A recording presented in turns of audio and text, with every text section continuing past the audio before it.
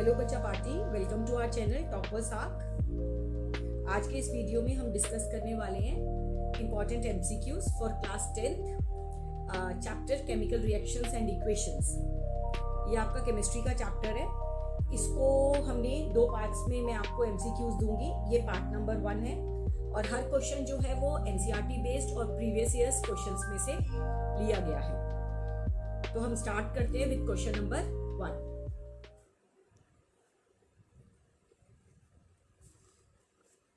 Which of the following does not involve a chemical reaction? इनमें से कौन सा जो है वो does not involve a chemical reaction? The process of respiration. अभी chemical reaction होने के लिए क्या चाहिए हमें?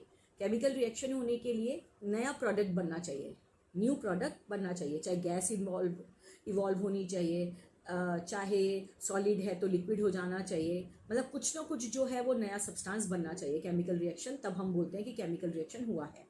सो process of respiration, burning of candle wax on heating, digestion of food in our body and melting of candle wax on heating.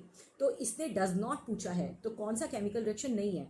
तो melting of candle wax on heating, क्योंकि इसमें जो है सिर्फ कैंडल जो है वो मेल्ट हो रही है, मतलब कैंडल जो है वो कैंडल ही रहेगी, सिर्फ मेल्ट होकर हो रहा है। तो this is not a chemical reaction. तो your option number D. To obtain the yellow precipitate. Now यहाँ पे मैं आपको पहले क्लियर करती हूँ व्हाट इज प्रेसिपिटेट। प्रेसिपिटेट हमारे पास हमेशा जो है वो डबल डिकम्पोजिशन रिएक्शन में बनते हैं। अब ये डबल डिकम्पोजिशन रिएक्शन क्या होता है ये मैं अभी आपको स्लाइड के थ्रू ही क्लियर कर दूंगी। तो प्रेसिपिटेट जो होता है वो हमारे पास सॉल्यूबल सॉलिड निकलता है हमारे पास। तो to obtain the yellow precipitate what should you mix with the solution of lead nitrate. Lead nitrate के साथ हम क्या चीज़ मिलाएं कि हमें येलो पीपीटी मिल जाए? तो येलो पीपीटी हमें मिलते हैं हमेशा पोटेशियम आयोडाइड। तो हमें मिक्स क्या करना है? लेड नाइट्रेट के साथ पोटेशियम आयोडाइड। तो your option number D is the correct answer.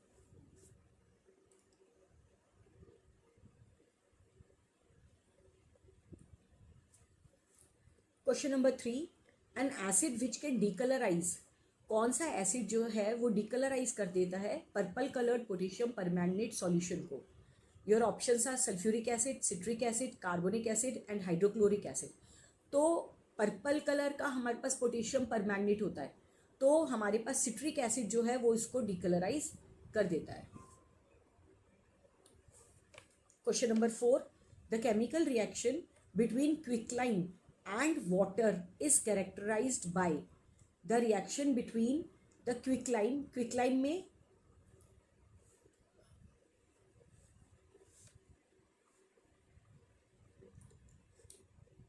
the chemical reaction between quicklime and water is characterized by option evolution of hydrogen gas, formation of slaked-lime precipitate, change in temperature of the mixture and change in color। तो हमारे पास quicklime और water जब भी मिलता है तो heat निकलती है, तो change in temperature of the mixture. So your option number C is the correct answer.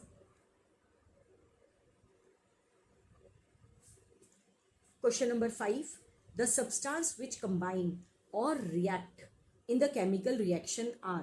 जो सब्सटेंसेस केमिकल रिएक्शन में रिएक्ट करते हैं, जैसे हमारे पास फॉर एग्जाम्पल C+O2 है, C+O2 गिव यू CO2। तो यहाँ पे पूछ रहा है वो द सब्सटेंस विच कंबाइन, तो ये वाले सब्सटेंस जो कंबाइन करते हैं इनको क्या बोलते हैं? Options are products, reactants, matter या एटम्स। तो your option number B, that is these are called as reactants. Question number 6, the new substance produced in the chemical reaction. नया सब्सटेंस क्या बनता है? Again taking the same example, C+O2 give you CO2। तो ये जो new substance हमारे पास बनता है इसको क्या बोलते हैं? Options are reactants, products, matter या formulas. These are called as the products. So your option number B. Seventh question, which one of the following is a exothermic reaction. अब देखिए what are exothermic reaction. Exothermic reactions are those reactions जिसमें energy जो है वो निकलती है, ठीक है, एब्जॉर्ब नहीं करती, एनर्जी निकलती है।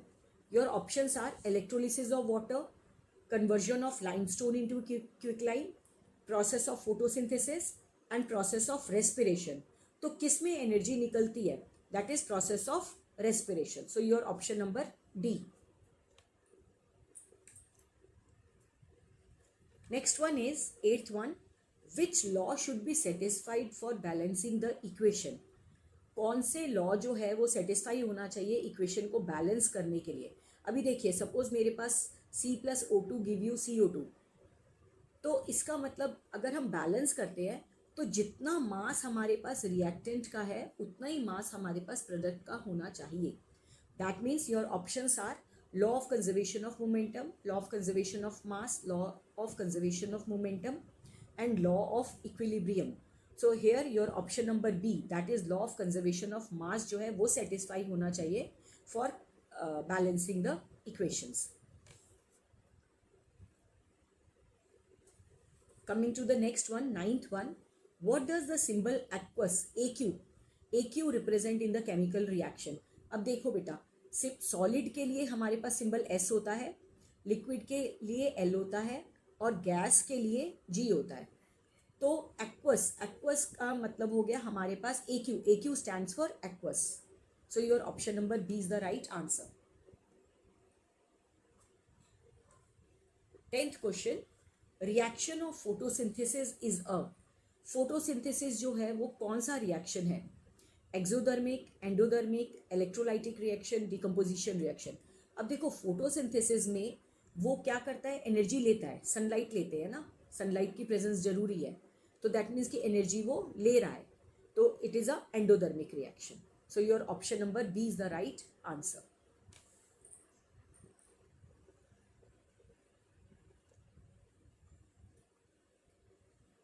Now the 11th one is a solution which is made in water. Water में अगर हम कोई भी सॉल्यूशन बनाते हैं उसको क्या बोलते हैं? लिक्विड, एक्वस, गैसियस या steam. So your option is B. जो भी हम सॉल्यूशन वाटर में बनाते हैं उसको एक्वस बोलते हैं. सो AQ. Next one is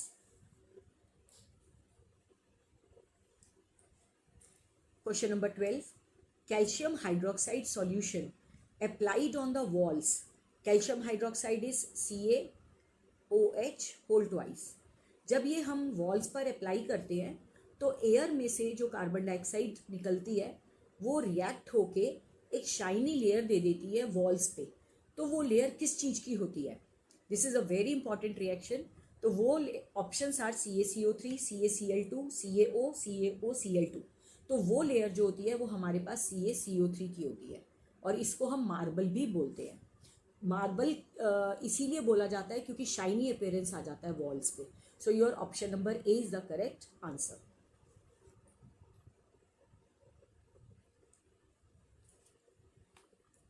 thirteenth one.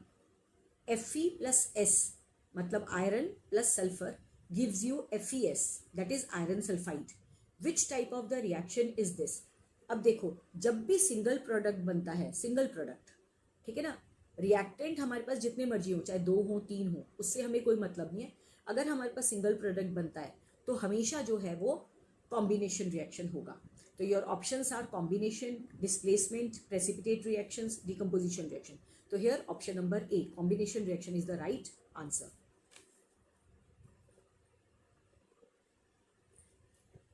Question number 14. What is CaOH whole twice? अभी इसको क्या बोलते हैं? CaOH whole twice. Marble, slaked lime, lime, quick lime. अब देखो बच्चा, इसमें जो हमारा CaO है उसको बोलते हैं हम क्विक लाइम, ठीक है, या लाइम भी यही चीज़ होती है, ठीक है. मार्बल जो है वो हमारे पास होता है CaCO3.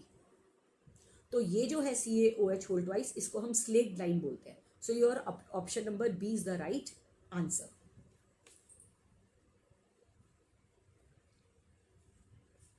Now the 15th one is name a metal which is stored in kerosene. कौन सा मेटल जो है हम केरोसिन में स्टोर करते हैं? Options are sodium, aluminium, iron और जिंक. हम केरोसिन में स्टोर करते हैं सोडियम को, क्योंकि सोडियम जो है बहुत ज़्यादा रिएक्ट करता है, ये जल्दी रिएक्ट करता है एयर में रखने से या वाटर में रखने से, तो it is always stored in kerosene. So your option number A is the right answer. तो ये आपके 15 MCQs हो गए for part 1। Again I give you part 2 for this chapter and thanks for watching my this video and please like and subscribe ज़रूर करिए if you like it. Thank you.